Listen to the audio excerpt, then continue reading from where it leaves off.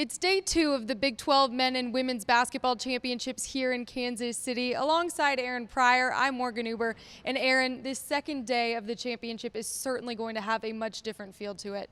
Obviously, the coronavirus has taken over the news. It's taken over everything, and it officially started taking over college athletics today. First, the NCAA put out their statement that March Madness, no fans in attendance, very limited folks would be allowed in. We saw universities that started putting out statements, and finally, the autonomy conferences started putting out statements as well, including the Big 12. This was a unanimous vote by the Big 12 Board of Directors. The commissioner had said that he had been on the phone all day with his fellow autonomy conference commissioners. The Big 12 did release its official statement. Quote, "The priority of the Big 12 conference is to ensure the safety of our students, coaches, administrators, event staff, and fans. After careful consideration and consulting with medical officials, other conferences, the NCAA, and local officials, the Big 12 Conference announced that after tonight's men's first-round games, all remaining Phillips 66 Big 12 men and women's basketball championship games will be played with only family, friends, credentialed media, and essential staff permitted in the arenas." This was not an easy decision that had to be made. It was a necessary one, but it didn't make it any easier. I had an opportunity to talk with Commissioner Bowlesby on Wednesday afternoon, just after the announcement was made. Commissioner, obviously a very difficult decision that had to be made. I know we talked a little bit in the press conference about what went into that, but how difficult was this for not just you, but the board and the schools that had to vote for this as well? Well, we all love this tournament. We love being in Kansas City, and we love the competition, and we love the showcase for our conference, and we look forward to it. So it's disappointing in a lot of ways, and yet I think we've done the responsible thing given the circumstances. And if only there were a manual as to how you deal with these things, but that isn't the nature of it, and you kind of make it up as you go. And so it's a very difficult decision, and one that we didn't come to capriciously. Did the NCAA's decision affect what the Big 12 did at all? Sure. We looked at what the other conferences were doing. We have been monitoring the coronavirus news all week, and even for a period of time before that. So, you know, it's been sneaking up on us, and we hope that we were able to get it in without having to get to this point, but that isn't the way it worked out. The ball is still going to be bouncing, though, here in Kansas City, and the energy will be a little bit different in the building. However, the teams are going to have to really create that energy amongst themselves. And let's take a look here at this men's bracket. Texas Tech, they start off the day. Then it's Kansas and Oklahoma State, Baylor and Kansas State, and then finally the last game of the night, Oklahoma and West Virginia. Let's dive into how the bracket was complete. It was a great way to start the men's basketball championship this year. Oklahoma State down to the wire, knocks off Iowa State 72-71. Ice likely hit the game-winning layup with 3.8 seconds left. Right before that, though, Iowa State had taken the lead on this huge dunk, a drive right down the lane. At that point, if you're a Cyclones fan, you think you've got it in the bag. Likely, though, able to respond and put Oklahoma State on top and give the Cowboys the win on Wednesday night. Oklahoma State's Cameron McGriff, 17 points and 8 rebounds. I had a chance to talk to him after the game about how the Cowboys got it done and really what changed for Oklahoma State in the middle of the season that helped get them the win today. What does this tournament mean for you in your senior season, for you guys to advance the next round and you're going to continue to play? You know, I just try to seize the moment. Every time I step out there, I know it could be my last. So I try to give my all for my teammates, you know, just leave a great step in Oklahoma State University. Coach said yesterday that something changed in you about a month ago in practice. Why did that change happen? I don't know, man. I just had to take it within myself, you know, to become a better player, a better leader, and a better competitor every single day, you know, to try to make my teammates better, just not by myself, just all 14 guys on the team. Kansas State, as the 10th seed, got the win over TCU, and it was Cartier-Jara who scored 13 points, and Mike McGurl added another 8 points. And really, this was another game that came down to the wire. We saw 2 great games in the first round of the Big 12 tournament on Wednesday night. Kansas State, they came out really hot, and they were up by 10 going into halftime.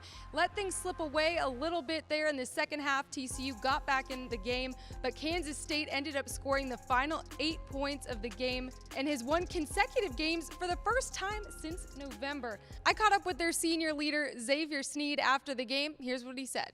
Up by 2 with 17 seconds left. What was said in that huddle to play TCU there defensively? Just be super solid. You know, we've been in that position a lot of times this year, and we fought through a lot of adversity this year, and we learned today. So we got better and got the W. What did you all learn today? What will you take forward in your next game against Baylor tomorrow?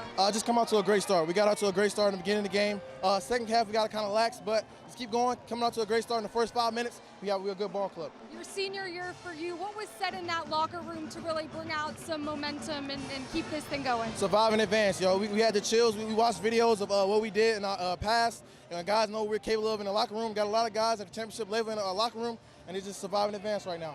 The 1:30 game, Kansas against Oklahoma State. These are two of the hottest teams in the country. Kansas, the #1 team in the country, is riding a 16-game win streak. And then Oklahoma State, they've won 8 of their last 11 after picking up that win last night in the first round of the Big 12 championship game. Kansas with that 15th outright Big 12 title. Bill Self said on Wednesday that winning the regular season is what he truly cares about. He wants to win the Big 12 championship tournament title, but if you win the regular season, you are the outright champion, and nobody can dispute that. When you have a player, and he was the player of the year in the Big 12, Udoka Azubuike, he leads not just the Big 12 in field goal percentage, but he leads the nation. And when you have a point guard on that team like Devon Dotson, they are arguably the best 1-2 punch in the country. They're going to be hard for any team to stop in this Big 12 championship. But maybe Oklahoma State, they are hot. Maybe it's them that can do it. One of the challenges Oklahoma State is going to have, like most teams do, is how to handle Udoka Azubuike. Cameron McGriff is an X factor for Oklahoma State. He's a size mismatch for most teams across the country, so he's going to have another big game for Oklahoma State. The Cowboys have also got to get Thomas DeZagua and Lindy Waters going. They didn't have a huge impact in the win against Iowa State. Oklahoma State is going to have to be clicking on all cylinders if they're going to have a chance against the #1 team in the country. The first game in the second session, #2 Baylor against the #10 seed Kansas State. Baylor being the #2 seed, this is the highest seed in the Bears program history. The Bears set a new Big 12 record with a 23-game win streak this season. They were #1 in the country at that time. That was ended by Kansas, who's now #1 in the country. Baylor has suffered some hiccups as of late. They've lost 2 out of their last 3.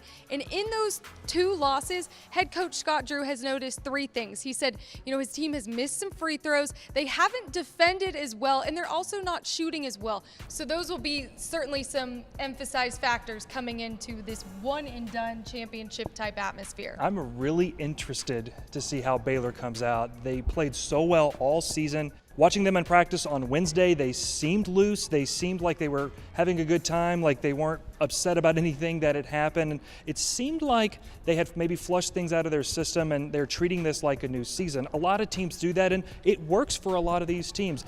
Baylor has all the pieces to make a run at a Big 12 tournament championship title. This team was #1 for a reason 5 straight weeks this year. They just have to have their starting 5 start to put things back together like they know how to do.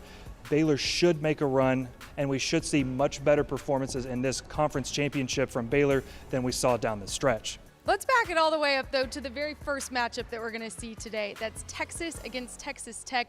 Should be a great one. Chris Beard has talked about the hunger of his team, and we've seen Shaka Smart and Texas really put things together with their 5-game win streak down the stretch. One thing that we talk a lot about is teams needing to be hot at the right time entering the conference tournament. And one team in the Big 12 that got hot late was Texas. They had a 5-game win streak from February 19th to March 3rd. An impressive way for Texas to make a run down the stretch, and really only with 7.5 players, basically. This is a team totally depleted by injuries, but you had guys like sophomore guard Courtney Ramey who really stepped up during this run. During the streak, 15.5 points a game, basically shooting the ball at 47%.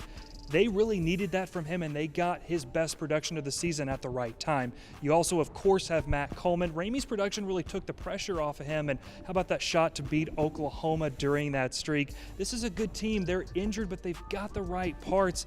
They're the 4 seed. They earned it by the way that they closed the season. Texas, though, will have a big challenge in trying to defend the Big 12 Freshman of the Year at Texas Tech, Jamias Ramsey. He's bought in from day one of being demanded of excellence every day, and head coach Chris Beard had told us that he's the most coachable player that he's ever coached. And when you think about the lineage of players that head coach Chris Beard has coached even over the last just couple of years, that really says something. Coming into this season, Chris Beard didn't want to focus on that national title game run. He didn't want to focus on last year's team. He wanted to make it about this year's team. Guys that were on that team, though, that have had big impacts once again for the Red Raiders. Davide Moretti, of course. Kyler Edwards as a sophomore guard stepping up. He became the leader of this team, the veteran on this team, basically, the second that national championship game ended a year ago. He's led this team in a way that they needed it more than they actually realized. You mentioned it, Jamias Ramsey. Tech got more from him than they possibly could have imagined. Don't forget about Chris Clark as well. He's come in.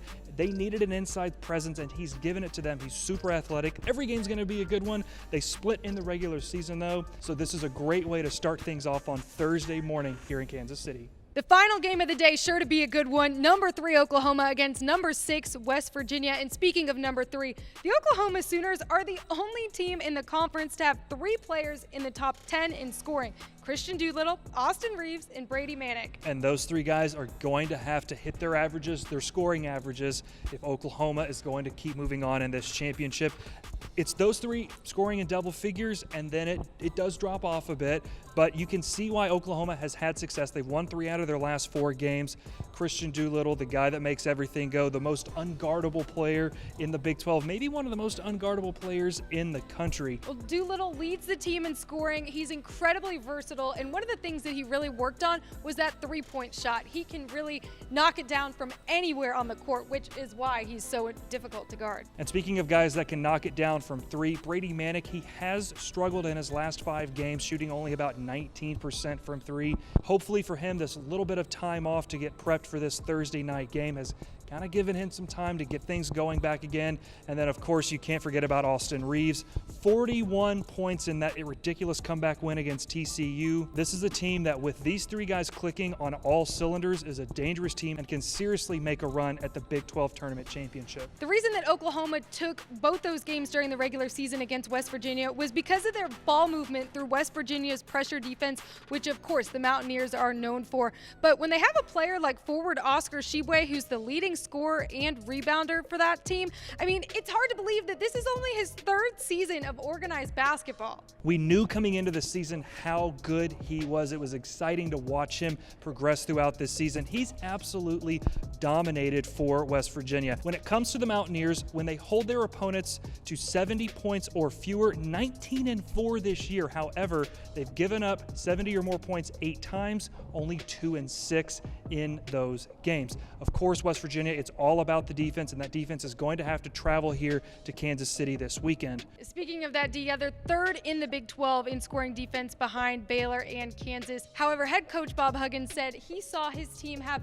2 of the best practices of the season in that game leading up to Baylor. He said, quote, his team has had more enthusiasm, and I love this, more bounce in our step. And I don't know what it is about West Virginia, but there always seems to be one player for the Mountaineers that comes to Kansas City and really breaks out. Last year we saw big performances from Emmett Matthews. Keep an eye on Miles McBride. They're going to need the 3-point shooting for him, and I can see him resetting, coming to Kansas City, and having a big tournament. The Mountaineers are probably going to need it. It's day 2 of the conference championships. However, it is day 1 for women's basketball here in Kansas City. Let's dive right into those 2 matchups that we're going to see tonight, starting with Oklahoma versus Oklahoma State. First, we start with Oklahoma. They have the number 1 3-point shooter in the country, sophomore guard Taylor Robertson. Yeah, you cannot give her space whatsoever. She's going to get her shot off. You know, it was interesting. After Oklahoma went to West Virginia and beat the Mountaineers, after the game, Mike Carey said, our entire defensive game plan was to make sure she didn't touch the ball, to make sure she didn't get a shot off. She got 10 shots off on that game, all of them 3-pointers. She was only 3 for 10, but it was just funny listening to him talk about how they wanted to do everything they could to keep the ball out of her hands. That's how good she is. And That's what you have to do. Oklahoma has a balanced team. Maddie Williams is a dominant player for Oklahoma. Ania Nusub is the point guard that makes that thing go. You've got to, though, if you're Oklahoma, have all three of those pieces running together at the same time if they're going to keep winning games. You mentioned Yunusa, and she really gives this game a different dimension. It's her speed, her defensive pressure, and man, she can shoot the three. That was one of the things she really focused on during this offseason was her consistency. And when she probably has a teammate like Taylor Robertson, I'm sure those two are pushing and practicing with each other from beyond the arc. With the Oklahoma State Cowgirls, they have junior forward Vivian Gray. She is the one that makes the engine go for this team. You know, the master of the mid-range, if you're Vivian Gray. She's the best mid-range shooter in the country. She also, though, in the offseason added that three-point shot, and she was a pretty good three-point shooter as well. So she's worked on her game. Somehow she's better. They obviously have got to get production out of her. They also have the Big 12 co-newcomer of the year in Natasha Mack. First in the Big 12 in rebounding, that's third in the country. She's also fifth in the league in scoring. She's an incredibly important piece to Oklahoma State to balance things out from them. If you're Oklahoma, good luck dealing with Mack. This is going to be a good game. Bedlam is always good, and this one should be no different. The late game for the women, number 7 Texas Tech against number 10 Kansas. We start with these Red Raiders being the 7th seed. That's the highest seed that they have been in 7 years. And with their second season head coach Marlene Stallings, she's really got things going, especially with their senior forward Brittany Brewer. Yeah, Coach Stallings coming in from Minnesota. She's slowly starting to turn this thing around. When you watch this Texas Tech team play, this is a fun team that can play. They went off for 106 points in their season finale. They can shoot the heck out of the ball. And of course, as you mentioned, Brittany Brewer leads the Big 12 in blocked shots. She leads Texas Tech in scoring as well. She can do it all. We're going to look for her to move on into the WNBA. She's really improved herself in her time during Texas Tech. She's taken the most of her opportunities there. She didn't leave when there was a coaching change. She is everything that a Red Raider should be. This is a really good Texas Tech team, and I'm excited to see what they can do in this championship. Don't forget about the 2019 Big 12 Freshman of the Year, Chrislyn Carr. Last year, she was averaging 18 points per game. This year, she's in a little bit different of a role, only 13.9 points per game. But she's second in the Big 12 in assists. She leads the team, and she can shoot the three. She's 6th in the Big 12 in three-pointers this season. And speaking of a team that relies on their younger players, Kansas, the 10 seed, they come in. Zakiya Franklin leads this Jayhawks team. She's their leading scorer. You know, Kansas has won 2 out of their last 3 games. They had that big win earlier in conference play against Texas. And head coach Brandon Schneider really credits that win to the mental toughness of his team. That's something that he's certainly looking for coming into this conference championship. This is a team that has improved under Coach Brandon Schneider. This is the most wins since he's been at Kansas. He's got these pieces coming in. Brooklyn Mitchell, highly recruited talent. Anaya Thomas has had a big impact for this team as well. They've got young pieces on this team, but you can see the improvement. And Kansas, as they've proven, can win these conference games. They can beat a Texas Tech. They can make moves in this conference championship. This is going to be a sneaky good 7-10 matchup on the women's side. Here's one look at the women's bracket. So 7 Texas Tech, 10 Kansas. That will be the second matchup of the day for the women. And then, of course, Oklahoma and Oklahoma State, a Bedlam rematch. That game will kick things off for the women. Aaron, it will be a quite different environment here today with these empty arenas. However, there's still plenty of basketball to be played, and we're thrilled about it. For Aaron Pryor, I'm Morgan Uber. This is Championship Central. You can catch us again tomorrow at 9 a.m.